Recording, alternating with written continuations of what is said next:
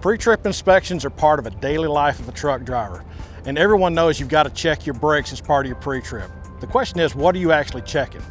So let's take a few minutes and go through 6 things you need to check on your brakes daily to help prevent roadside violations down the road.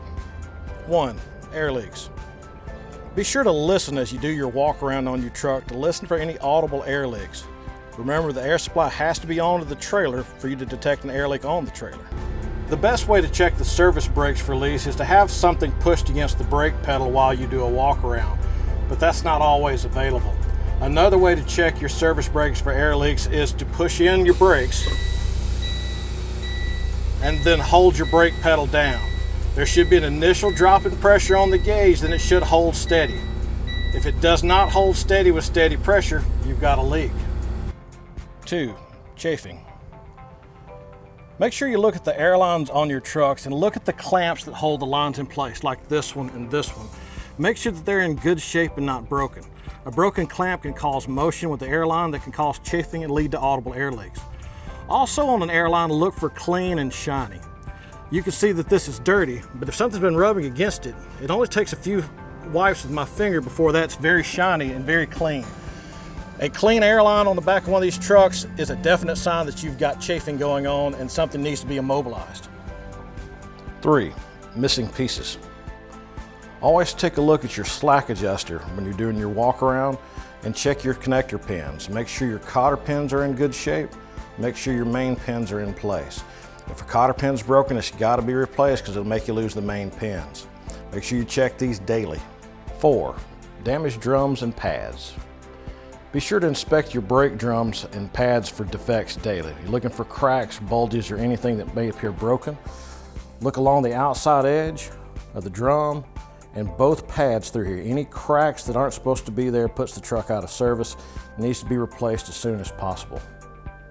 5. Pad thickness. Pads on the drum brake system should be at least a 1/4 inch thick.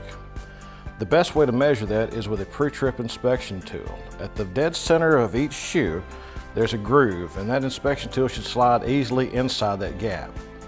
If you don't have a pre-trip inspection tool, the key to your truck is almost the same width. Take your key to your truck, slide it in that groove. If it slides in like this, the pads are still good. If it will not go in, then the pads need to be replaced. To check pad thickness on a disc brake system, you have to reach in from behind and feel for the notches on the front and back of the brake assembly. What you're actually looking for is right here. There are 2 marks on this assembly, here and there. And if those 2 marks meet together, the pads are not thick enough.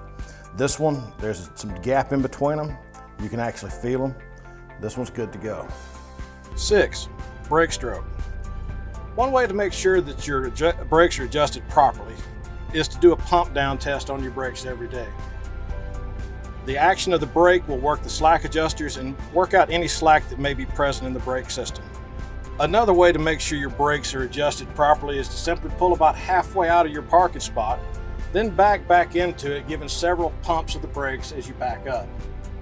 A lot of our new trailers are equipped with this particular style of brake chamber, which has the little marker out the front of it. The way these markers work is if the air supply is on for the trailer and the brake pedal is depressed, this should go in and still show green. If you depress the pedal and there's only red showing, that brake is out of adjustment. These 6 items represent a vast majority of the roadside violations we've gotten on brakes, and pre-trip inspections are our first line of defense against these violations.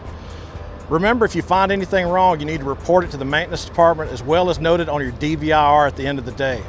If you got any questions about brakes or anything maintenance related, please contact the maintenance or the safety department.